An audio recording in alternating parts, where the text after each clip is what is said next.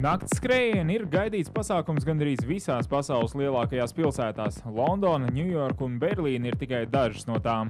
Šogad tām pievienosies arī Rīga. Lai arī līdz 21. augustam vēl atlikušas 3 nedēļas, pasākumu patronesei Žanetei Skarulei jau tagad ir darba pilnas rokas. Bišķi zemāk palaid. Nevelc augšā, es tev saku, tuvāk man. Jā, tā lai redz. Laid droši, laid lejā. Ļoti labi.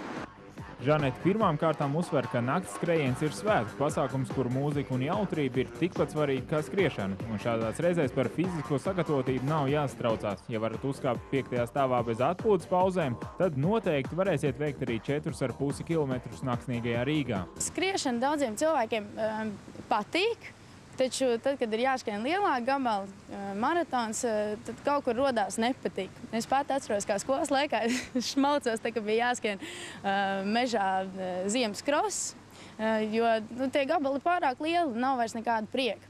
Bet šeit tas būs pavisam savādāk, jo skanēs mūzika, būs gaismas, viss tilts ir slēgts, nav satiksmes, var skriet droši pa ielas vidu. Un es domāju, tā atmosfēra būs ļoti patīkama. Pirms neilga laika maratonā varējām izbaudīt, kādas emocijas sniedz sajūtas, kad mašīnas pazūd no pilsētas ielām un tur valda skrējēji. Šoreiz tā būs ballīte Valdemāra ielas un Vanšu tilta garumā. Skriešana tātad sāksies šeit, kā var redzēt, ja?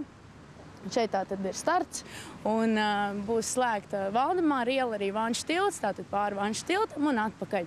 Un kas būs ļoti interesanti, ka visa ceļa garumā būs DJ, būs speciāls gaismas un attiecīgi tas nebūs tik ļoti skrējiens tādā garlaicīgā izpratnē, kad visi skrien un cīnās pa pirmo vietu. Noteikti tādi cilvēki arī būs, vienmēr atrodās.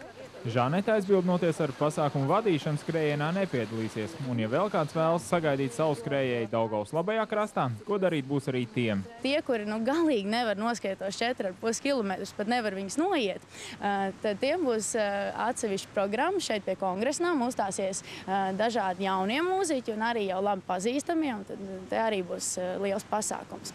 Un arī es te pati būšu, jā, vadīšu, tad es neskriešu, tāpēc es izdomāju, ka es varētu noskriet maratonu tagad.